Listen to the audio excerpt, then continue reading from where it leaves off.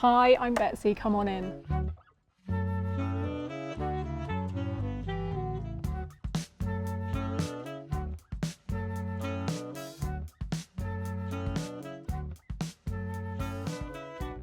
So I've always felt a real affection for Bentwood chairs. There's something about the honesty of construction, the way the steamed bent ply informs the shape.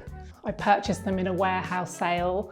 I think they were probably in the sale because everybody was put off by the colour, but actually I've really grown to love the boldness of the red against the knocked back olive green.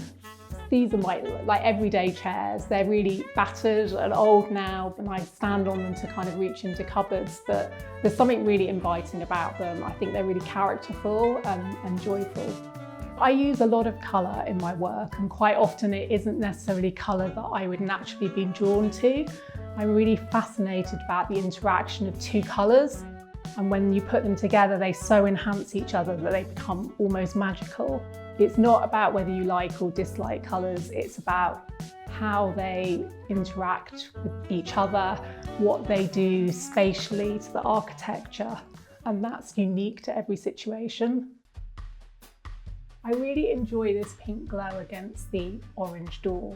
It's reflected light, so it's got a wonderful kind of translucent airbrush kind of quality, and it's created through light bouncing off coral paint that I painted around the window surround in here. It took a lot of experimenting to get it right. There's a tiny tad of neon in there just to give it a bit of extra kick. I'm always transitioning through this space, and the hue grabs my attention and stops me in my tracks because it's only really that colour for a moment in time, and then when the light kind of fades, it's gone. These are my pigeonholes, which have been containing all my bits and bobs. It's just a really nice way to contain everything in one place. I think of it as my 3D pinboard. I've had them many, many years. They were actually in another couple of places in a different configuration. I grew up in a house with a mum and dad that kind of made, repaired, refurbished, recycled. I never really appreciated it at the time because I always wanted new like everybody else, but I really now value, and I find it really rewarding to kind of make things that fit perfectly for you or the space. This sofa's an example of this, but I do have an awful habit, which is about pick up things really inexpensively, but then spend quite a lot of money on fabric.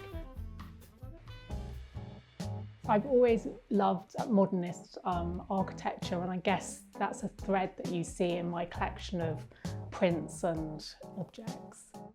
I really love my Langham & Bell print that I was kind of gifted many years ago. I've always really admired their work and how they explore things through architecture. And I guess I just would have loved to have gone to the Bauhaus. This is my most precious model, which is of Michelin House. It was given to me as a 25-year work anniversary by my friends and colleagues at the Combo Shop. So I've always been drawn to vintage fabrics. I find them really rich and enticing, and I think, the colour experience is very different when it's something that's kind of dyed or when two yarns are woven together to make a colour. So they quite often got a bit of a mid-century feel to them because this is a kind of 1970s house, and I quite like having a little bit of a nod to that era. I particularly like this one, which I've made into a throw, but it was originally a curtain. Super simple, but tonal qualities of the colours is really beautiful. So what attracted me to this place was the light. It's built as social housing. It doesn't have amazing architectural features or high ceilings. I've reconfigured the space really to make it seem a little bit bigger, to try and create sight lines so that you could see from one side of the space to the other. I wanted to kind of define very clear zones by purpose, and I've done that a little bit by enveloping them in colour. So the idea with this is that actually, I painted it a dark colour around the mirror, but then when you look through the mirror you have the lighter tone from the rest of the room. It just gives a bit of a sense of something beyond, something in the distance, something interesting to always kind of look at as you kind of transition through the space. So this isn't the most exciting Seven Wonder, but it does allow me to kind of enjoy the others. So one of the very first things I did was I built a tool cupboard just so that I could kind of access all my tools when we were doing the DIY. I've got floating shelves above the kitchen counters, and then put sliding panels in front, so I have got the option to close everything off. And the white Formica panel, which hangs slightly in front, also acts as my splashback. Yeah, I think kind of getting your storage and getting the functionality of a home working is absolutely key to everything, and it has to be the first thing, and then you build everything else on top of that. Thanks for coming to share my 7 wonders.